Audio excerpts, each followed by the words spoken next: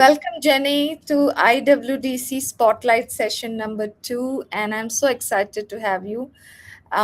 Before we get started, thank you so much for showing up on time, in fact, before time. And I know this is a difficult time for you, but thank you so much. Of course. Well, I also want to say thank you all for hosting this. I know Miriam has just done an incredible job figuring out new and exciting ways every year to extend and expand the visibility of the IWDC and the Global Women's Development Network. And it's so exciting to see Ranjani and Rani here heading up this initiative with the podcast. So I'm very grateful to be here. Wonderful. Lovely. Jenny, I want before we get into the conversation itself and learn more about the your partnership with IWDC. Give us a background, like how how you and Mariam got together, and give us a little bit about what you do and where are you joining us from, and how IWDC happened, and briefly. Yeah. Yeah. This is actually a kind of an interesting story, and I'll keep it brief, but nobody really knows this story. So you're the first person to actually ask this question. Nice. And Miriam and I got connected through a large email chain with a gentleman or multiple men, honestly, on the chain that were kind of trying to connect people all over the world to do these projects. And her and I kind of went whoop, like like a magnet. We were like, "You're doing stuff," and she was like, "You're doing stuff," and not to say that we don't love and need some of our male collaborators. Of course we do, but it really actually happened that the person who connected us sort of fell off, and her and I were like, let's move. So I think that was back in 2021 during COVID. And she invited me to give a presentation to, I think even before IWGC was fully established. I gave a presentation to some like board members in Pakistan who were considering how, at this educational level to make changes. And I gave a presentation about our vision for the Earth School, and they really liked it. And so she invited me to be a founding member of the IWDC conference. So that is how we, got together. And because it was COVID, I had some extra time on my hands, which unfortunately I haven't had in the last year or two to be as involved. But during the first 3 years, I would say, with the planning and the organizing, and then I sort of handed it back to Miriam and let her make it fly. Wow. So I know this is like each one of us have a story, like how we met Mariam and how we are continuing to be part of IWTC, and it's history. Yeah. It's history now. But let's get into the conversation itself now. So you are a core partner. We are Mother Earth, a best-selling author, a global women's advocate. This is for the audience to know a little bit about Jenny, and give us a background, like or maybe the story behind what inspired your journey of service and environmental advocacy. Yeah. Um, actually, probably my own mother was a big inspiration for me. She was an educator, put herself through school. She has 3 master's degrees in administration and special ed.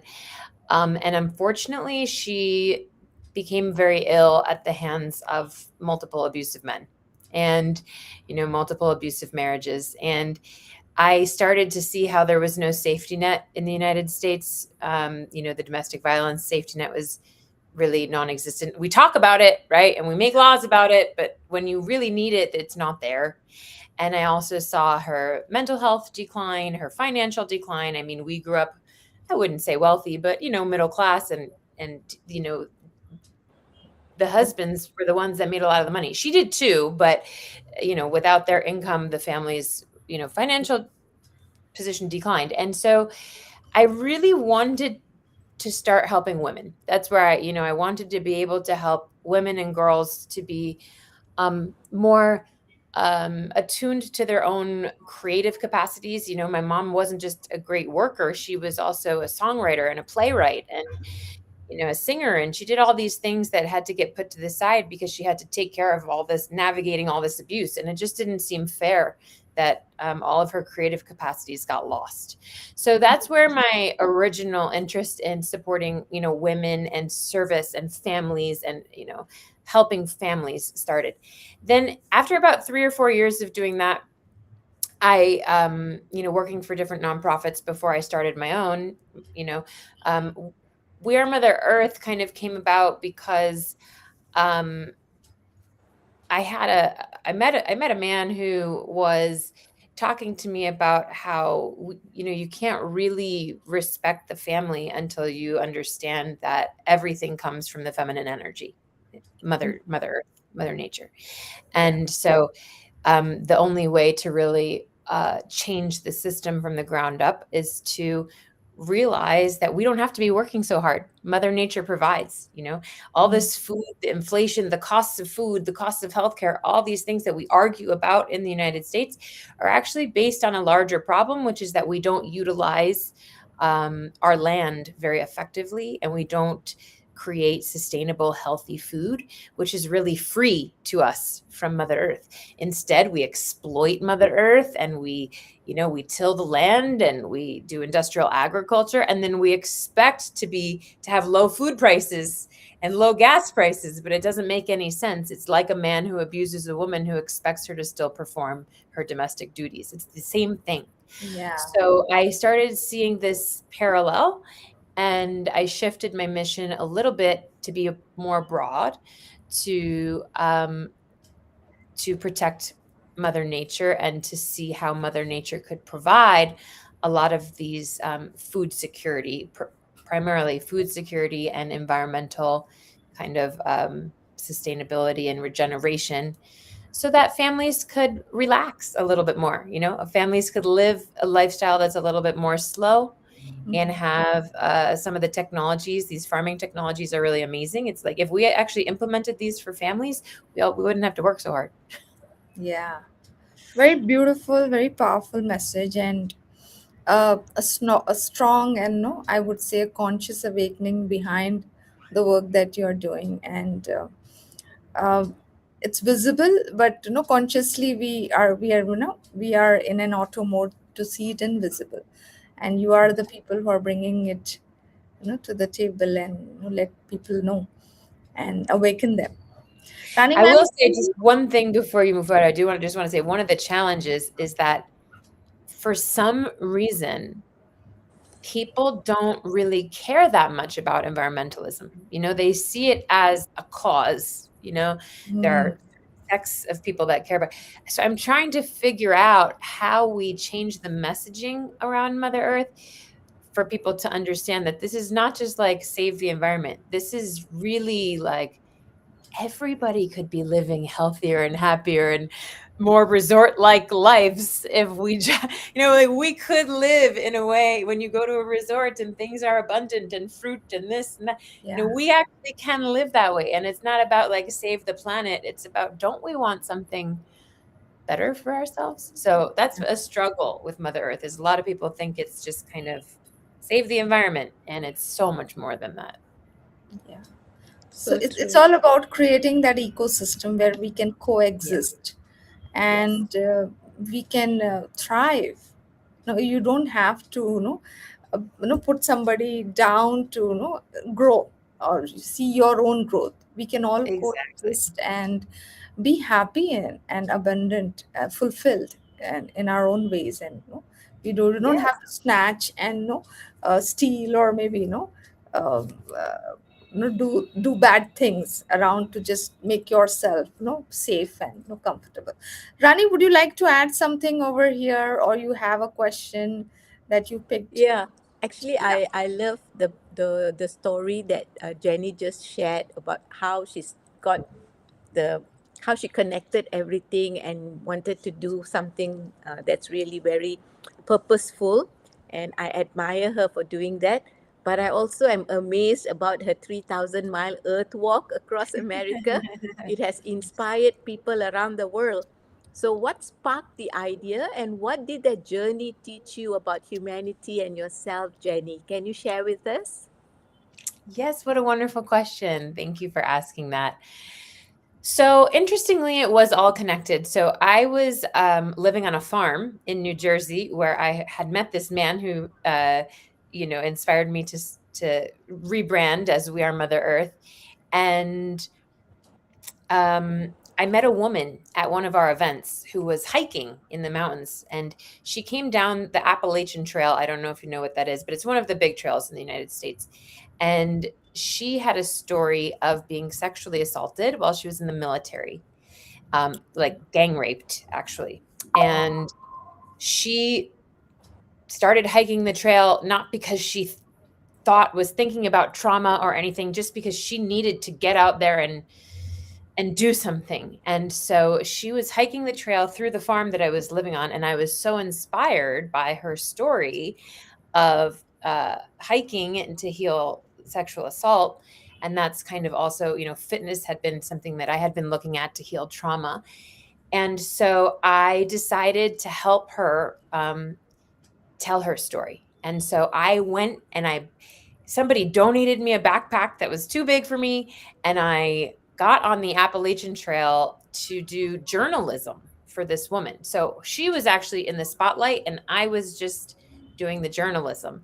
And I was hiking kind of behind her and seeing what it was like to be out there. And I was communicating with her about her journey, and I got her news articles and fundraising and different kinds of support. And we together were trying to tell our stories, because I'm also a victim of sexual assault.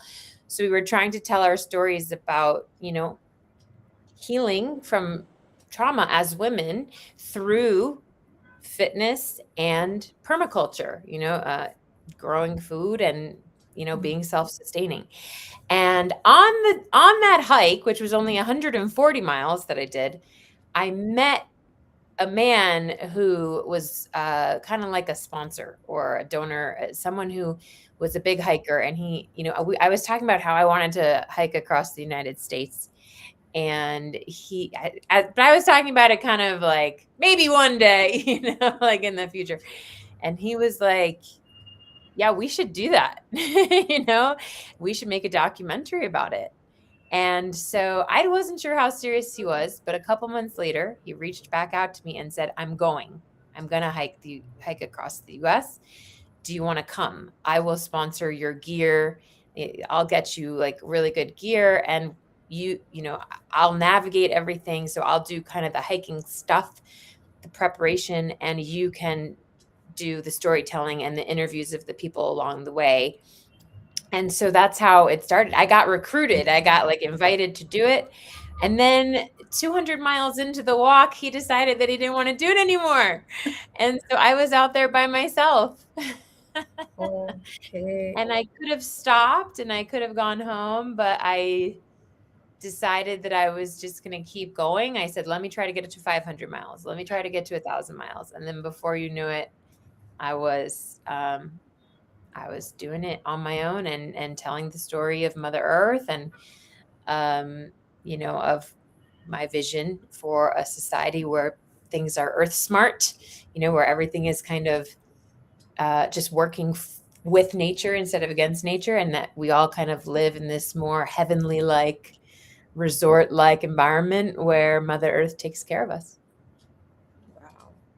This is so inspiring. No, each Nice. each Yeah. question is opening another layer of uh, no, transformation. Like I'm going speechless as you speak. So Yeah, yeah, but bravo for completing 3,000 kilometers. Yeah, 3,000 that's miles, so really actually a lot longer than 3,000 yeah, miles. 3,000 yeah. miles. That's even Yeah, more than it's even 3,000 more. But kilometers.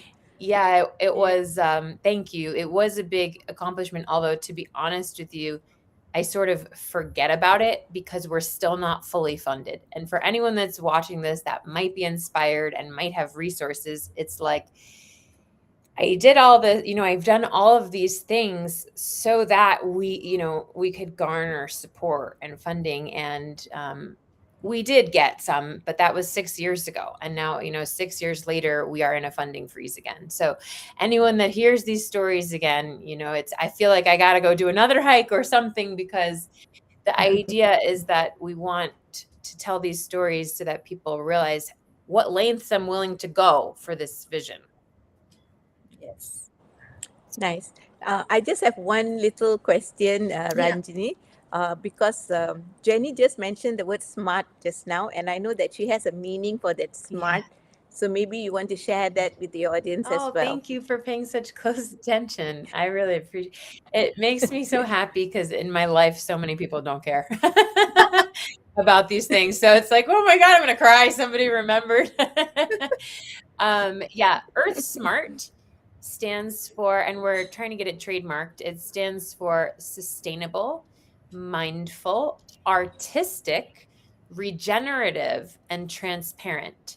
And so we actually have a 100-point scale that I've developed to help um, accredit restaurants, hotels, cafes, nonprofit initiatives, uh, in the way that they're, meeting some of these standards. And what we do is that everybody can get a grade. So it's not that everybody's excluded, it's that you might be at the bronze level. And then, if you want to subscribe, and become like a member of our ecosystem, you can get tips and tricks about how to level up to the next level. So bronze, silver, gold, platinum. There's 4 levels based on the 100-point scale. And we want to start accrediting these organizations so that everybody's working towards something together. Wow. Beautiful. Very Thank you nice. so much, Rani ma'am, to get that point out as well. So moving on, Jenny, I want to know, like, having worked on a mission bigger than your life, and you are here to make it make it count. I would say your life, Yeah. like you're doing this for for you yourself, your own growth, plus what you want to see, the legacy that you want to leave here. So, when it comes to working extensively globally, what do you believe is the biggest opportunity for women leaders today, particularly creating sustainable communities? That's a great question. Um, and it's a tough one, even for me, actually. The biggest opportunity, I think, I would say, is to create what I call sister communities, Mm-hmm. and or you could also say a peer learning network. And what this means is that I think right now we're still in very much, even 6 years or 5 years into IWDC, we're still very much in a sharing phase. We're still very much in a visibility phase. We're still very much in a learning phase, learning what are you doing across the world? What am I doing across the world? And that's necessary and important. And you can't really skip over that phase if you want to work well together with trust. I would love the IWDC, and I think they are doing this. Like, I think Miriam is leading different sectors to sort of have more focused conversations, but I would really love to see dedicated sister communities where people who have similar nonprofits or similar businesses, similar missions, don't just say, this is what I'm doing, this is what you're doing, but they actually cross pollinate and implement ideas that are working. And I hate to say this, but sometimes get rid of ideas that are not working, Yeah. but really figure out how to make resources move very efficiently. Um, Maybe to even go beyond partnership into you know, like a joint program where the program is administered in Pakistan, in Malawi, in California, in Canada, and Bermuda. And it has elements of, what Blessings for Hope is doing, what Mother Earth is doing, what this woman's organization is doing, but we've cut the fat, and said, this is what's not really working that well, and here's what we need to do right away. Or not even what's not, not even cut the fat, but prioritize, right? Like, so, okay, some of these things are important, but they're not as important as making sure that all the most vulnerable women, rural women in the community, have a pipeline to fresh food for them and their kids. Like, we've decided that that's the number one thing we can do, and we've identified in the IWDC of the 45 organizations that we've had, we have identified 5 of those organizations that are doing that really well, and we're going to ask all the rest of the organizations to support that right now, to learn about that this year and to implement that in their community this year. Not because what they're doing isn't important, but because we've all decided that we can't be, everybody is doing all these different things. And until we have a model for community development that starts from point A to point B to point C, I think it's going to be a lot of talking. And I see a lot of talking, and I want to see a lot more action. Beautiful. Very much. I completely advocate this. I'm a implementation person, and I less talk about ideas and policies. Maybe I'm more active when it comes to action.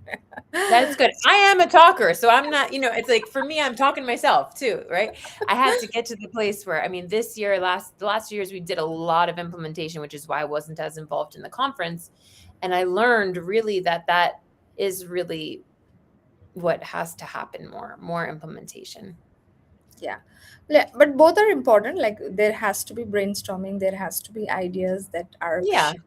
but more than equally or more, there has to be action to get whether this is really moving anywhere or not, or this idea worth sitting on, or no discussing, or no creating frameworks around it. So, Yeah. ma'am Rani, what you have to say? You want to share anything, or no add on, or maybe the next thing? Uh, yeah, sure. Thank you. So, I would like to actually hear from Jenny about, because every change maker has a defining moment. And I'm sure in her experience, there would have been many, but what actually convinced you, Jenny, about life's purpose and to advocate for people and the planet? Um, um, well, I think I touched a little bit on it with my mother, and I don't want to be too vulnerable for her sake because, it's her, because of her privacy. But a defining moment, I think, also probably came as a little girl. I mean, I saw when I saw my father's abusing my mother. So even, long before I saw my mother's decline years later, 20 years later, I saw, as a little girl, I saw my father hit my stepmother, physically hit her. I saw my stepfather push and, be aggressive with my mother, and, the verbal abuse. And to be honest, just like all these guys that are abusive toward me.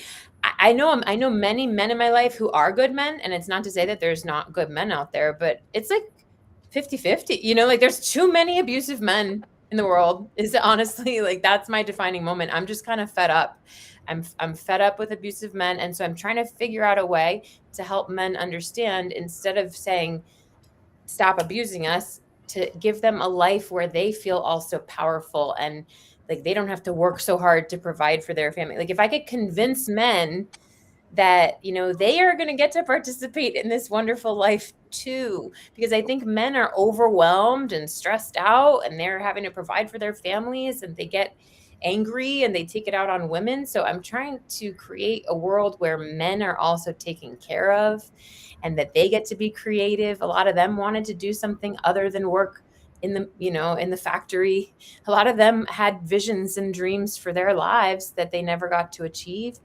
And so really the defining moment for me was just being abused and seeing too many women be abused, and I'm sick of it.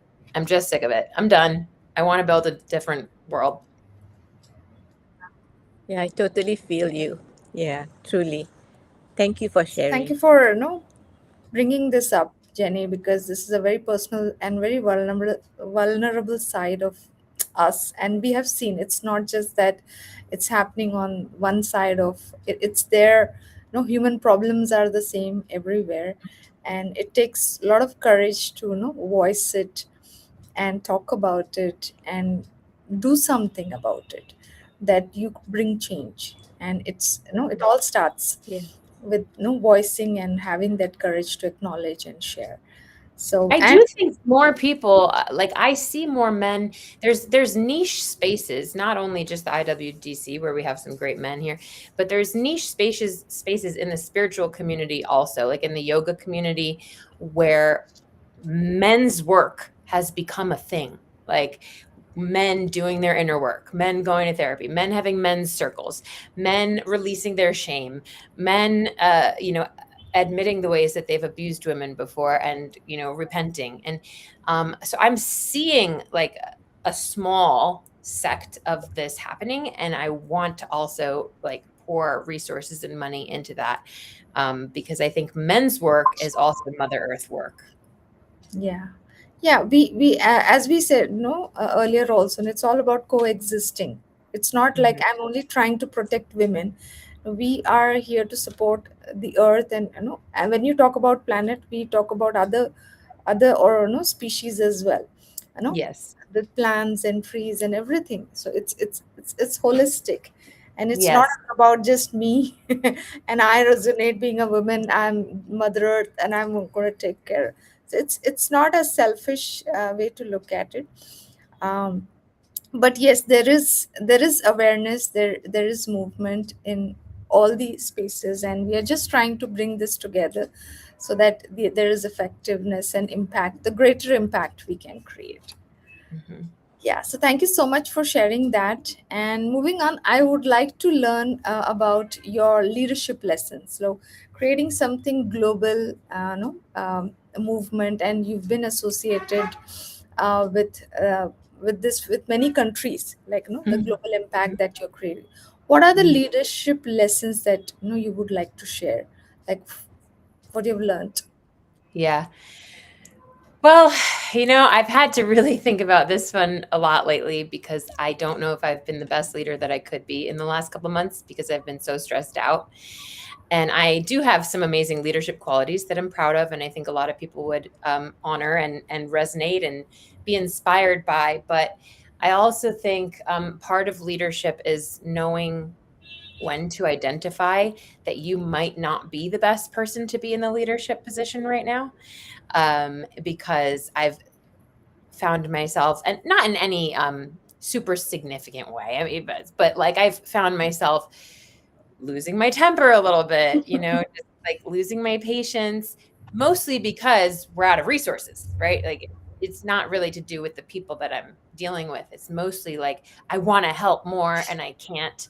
And I feel like a lot of the seeds I've planted are getting ripped up instead of, growing because they're being stalled, they're dying, they don't have the people or the money that they need to keep going. And that makes me so sad. And, I think emotional intelligence, number one, a leadership quality is emotional intelligence. You need to be able to identify your own emotions because Mm, that's how you can translate what needs to stay here and what can be shared with a small group of executives and what can be shared with your team and what can be shared with the public. And there's a lot of different attitudes and faces that you have to wear as a leader in order to gain trust, to gain people's trust. And um, sometimes what you share with your executive team is exactly what you share with the public, and sometimes it's not, and that's okay. Some things do need to be kept close to the chest. I think so. Emotional intelligence, particularly patience and the willingness to listen and learn. I also think persistence has obviously been a big one for me. Anybody who's been following my journey, even if they don't really like me or they're like, she's a little self centered or she's all over the place or, they have questions about what I've really done. there's not a single person that hasn't been able to say she's persistent. She doesn't give up. She will just keep going. She will find a way. She will find a new way to do the project. She'll find a new person to help her with the project. So I think emotional intelligence, patience, persistence, and also humor, I think, is a big one too. I've just had to be like, oh my God, I used to take, Miriam knows at the beginning I took everything very seriously. I'm like, I don't understand why we don't have the money today. I don't understand why you guys don't care about this now. Everything is very serious. People are starving. Let's get it moving. And it is serious. Those things are true. And also, like, I take myself a lot lighter these days. I'm doing more of my art. I'm integrating more of my personal goals into my leadership, because if you take things too seriously, what you do is like, it's like suffocating a flower, you just like suffocate the mission. And I think I did that several times, probably, at some of our projects' expense, because I was like, no, we're going to do it this way and we're going to do it now. So just being a little bit more harmonious with the group, a little bit more humorous with what comes and is hard, and a little bit more patient. Beautiful. These are lessons for us as well, as being part of our, leading our movements and our businesses. We tend to, be all those places what you shared. There are times where we get frustrated, and where we, and then it's all about catching ourselves and, putting ourselves at the right places, the right place where we can move things in the direction that we need. And you have shared very good pointers when it comes to leadership for women, because it's different. Like, we have families, we have our health, and a lot many other things, the mission that we have, the business that we own, so much to, take care. Rani ma'am. Speaking of, wait, one more thing about leadership specifically for women, changed my life, monitoring my menstrual cycle. And I know that, maybe some women are already in menopause or past menopause, but for me, as a young woman, I had no idea until I was 33 years old that my menstrual cycle had 4 phases. And that in these, I mean, I kind of knew, but like in these 4 phases, if you do the research, you learn this is a really good time to work out and exercise and brainstorm and plan ideas and, put things into action, is the follicular phase. The ovulation phase is a great time to let yourself be taken care of and be a little bit more sensual and have nice texture, like you use nice textures on your bed, and like go dance in a field of wildflowers and let your lover take good care of you, right? In the luteal phase is when you're kind of coming down after ovulation. And that phase is a great time to set intentions, to pray, to sit in a sacred space with others, to hold court, essentially, to rest, to be relaxed, and, to use warm compress and, things like this. And it's actually not a bad time to make decisions. The follicular phase is like good for planning and organizing and strategic planning. The ovulation phase is not a great time to make decisions, because you actually are just like run by your hormones, right? The luteal phase is a decent time to make decisions. You're pretty grounded, you're kind of coming down. And then obviously menstruation, right? Which is the time that you get really slow, and you let yourself be taken care of, and you realize that you don't need to be on every call, doing every Zoom, doing every podcast. And so learning about the menstrual cycles, and one of the things I'm doing in the United States here is I'm trying to bring this to a huge women's organization that serves 6,000 women, just to teach them about the menstrual cycle, because if we all know where we are, and to teach our men about the menstrual cycle. And they're curious. I've have even the men who have abused me are still curious about it. They're like, oh, maybe I didn't get it. I was trying to put you in a box during that time because I didn't understand what you were trying to do. So I think teaching men about the menstrual cycle, I'm just like, my number one thing right now is like, everybody needs to know about the menstrual cycle. And I think that that's going to like shift politics. I think it's going to shift business. I think it's going to shift everything. Great. Thank you for sharing this with us and and with our audience here.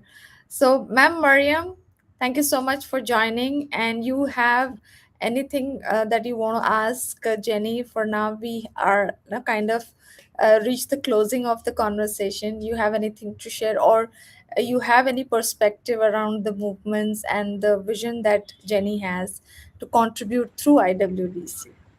To share your Um, thoughts. yes, first of all, thank you so much. And I'm sorry because of the electricity shortage, I didn't join the whole podcast.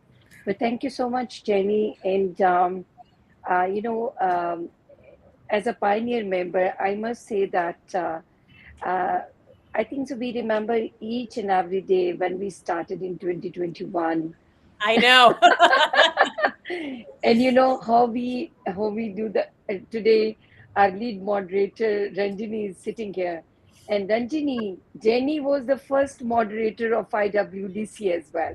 So Jenny is having a lot of roles with us in this conference, and I think so. The one thing which from the day first, Jenny is sending me in different ways, in different messages, in different perspective.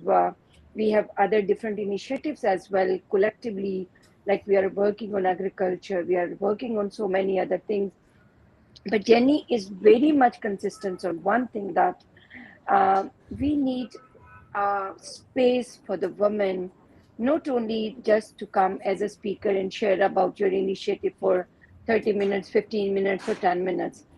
Actually, we need a space where we can connect for a long time for your with your life perspectives. And Jenny, whatever you are doing, not other than IWDC, the whole community of IWDC is following you and your initiatives. So I think so this is one of our attachment with you. And that's why when we explore the past members, the pioneer members, so you were the first one which I sent a nomination to the Ranjini, that because this is the person which made this conference, which made this stage, and I know she has a lot of speech, sleepless nights of IWDC for IWDC.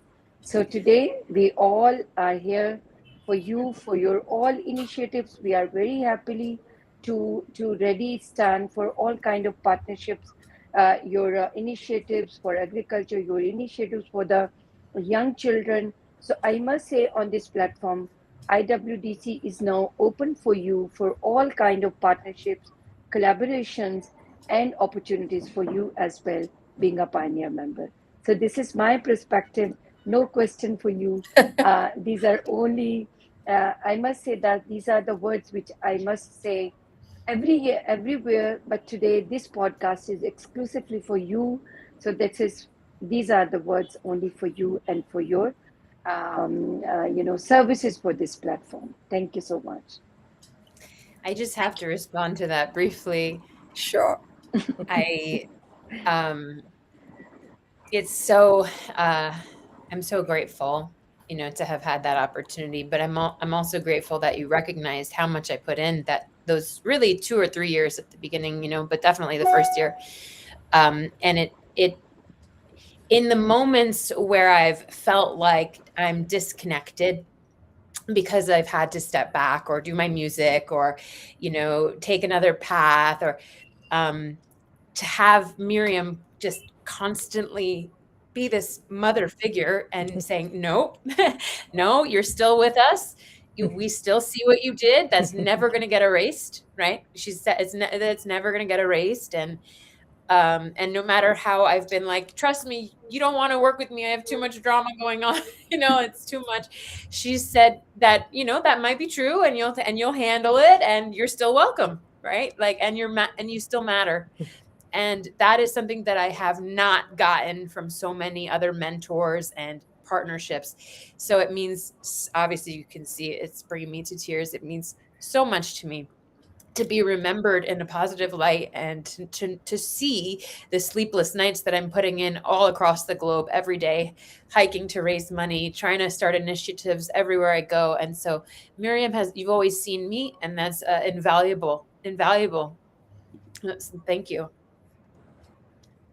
You're Thank you always so much. welcome. Thank you so much. I think the spotlight is all about, giving that voice, and you are heard, you're seen, and I know you're valued and recognized for who you are. And there's a long way to go. We are partners in this and a part of this movement. And Rani, would you like to add anything before we close the conversation today? Anything? Yeah, just a quick one if Mariam can share where she has actually connected mental health to climate, and can she like share something that will help everyone out there globally? Miriam or me? Me. You, Yeah. Jenny, Oh, yeah. sorry, I'll be quick. Jenny, please. So yeah, I've struggled deeply with my mental health. I think people have known that. And it's not always a bad thing. Sometimes it's just that I'm so overwhelmed with positive ideas that I can't handle it. But Yeah. truly, actually, I read a meme, and I can share it with the group of ladies that I didn't create it, but it's really beautiful. It says ASAP. And then ASAP stands for as slow as possible, as sacred as possible. As just it's like these different things that remind us actually that uh yeah, just to be in nature, right? Connecting the climate to the mental health. My walk across America was a time where I was basically like talking to myself, thinking about ideas, but like you're very much alone. You're dealing with people who uh want to pick you up. You don't know if they're good people or bad people. They could affect your mental health. I had shaved my head. I mean, I didn't look like I looked like, I was heavier. I had a mohawk. I was pimply, just like not my best. And yet, like mentally speaking, I felt very secure in the alignment with God, and I don't tend to use God as much as I say source or the universe. I'm not incredibly religious, but God, source energy, and just, there's nothing better for your mental health than being aligned with the manifestation of life, of the creation of life as seen in a plant or a flower or the ocean or the sky or the sun. And it is that simple. Like whenever I'm feeling bad, which is some days, some weeks, it's a couple days a week that I don't feel well, I take a walk. I just like go in the sun. I can't stay inside too much because God speaks to you through nature. So I think there is just, my dad told me one day, one way or the other, the sun's going to rise tomorrow. And that's how you regulate your mental health. You could go see a therapist, you could do you could work out, you can do this, or you can just tell yourself every day, one way or the other, the sun is going to rise tomorrow. That's it. God is still here. God's going to be here. Wow. I can add to that because my late father also mentioned something similar where he said the bicycle wheel, it will definitely come up Yeah. again.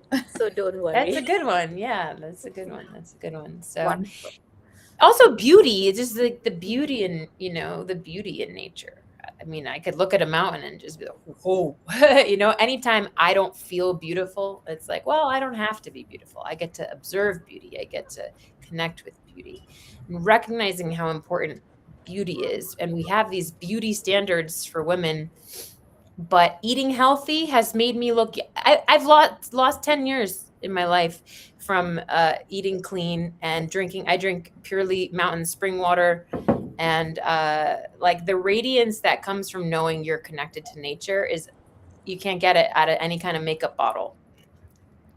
Wonderful. Thank you, Jenny, for sharing. I think there's so much, though I spoke with you for just barely a few minutes, but there's so much to learn and to follow through. And I want you to share about the initiatives. Give a voice out to people what you need at this moment for your initiatives, and who are the people you want to connect, and how they can connect with you and to contribute to the movement that you're in, and in different ways, whether it is active on priority or not, but you can give a shout out. Yeah, so I'm going to be launching, for finally, after all this time, after almost a decade, I'm going to be launching the Earth Club model, which is very affordable. $3.33 American a month. That's like a drop in the bucket. And while at the beginning, it won't, because I've been waiting to launch this model until I had a full scale membership online that could offer all these different things.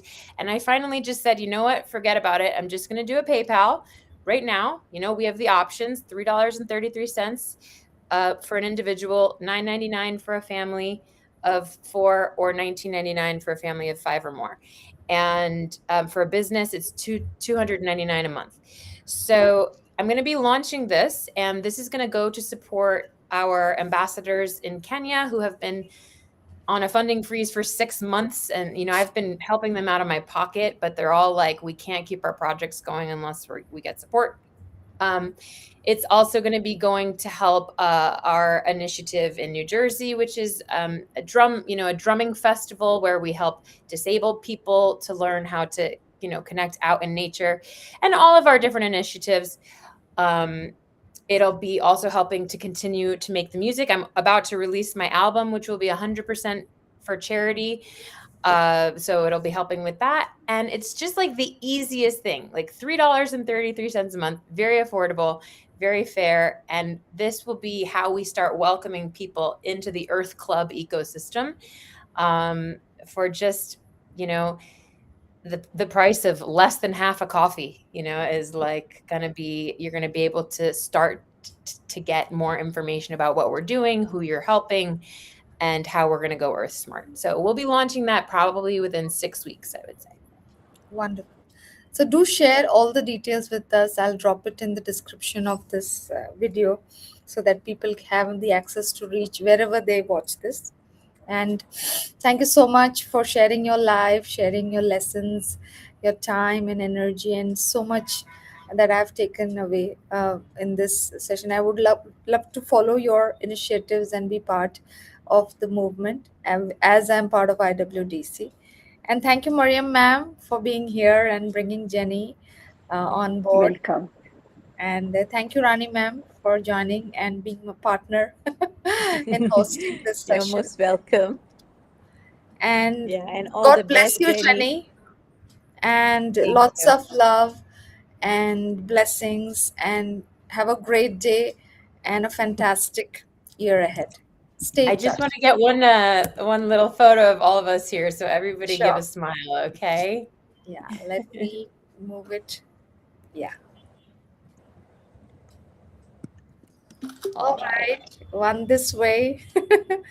Yeah. One and in then- this way. Yeah. Good. Wonderful. It was an honor, truly an honor. Excellent questions, excellent facilitation.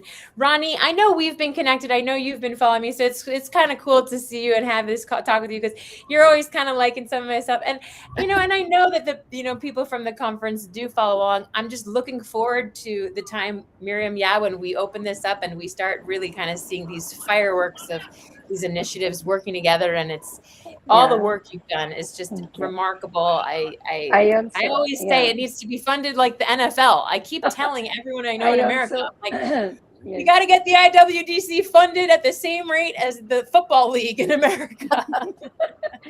I I also want agree. to add the last sentence for the team, Ma'am Ranjini and Ma'am Rani. Thank you so much for this wonderful support, because this initiative is a dream of IWDC to bring our very prestigious members, the pioneer members, the supporters, the speakers, the sectorial heads. So now we started this journey with your support, with very, very kind support. Both of you are always here to support IWDC. So I must say, this dreams only comes true because of you and your presence. Thank you. Thank Thank you. you. Thank you Yeah, so thank Thank you much. so you. much. Thank you Thank you so all. much, everyone. Thank you for the nice words. Yes. All right, Jenny, I'll see you soon. Maybe another meeting, another conference, and looking forward. Okay. Take care. Here we Bye for grow. now. We are Mother Earth. Here we grow. Here we grow. Thank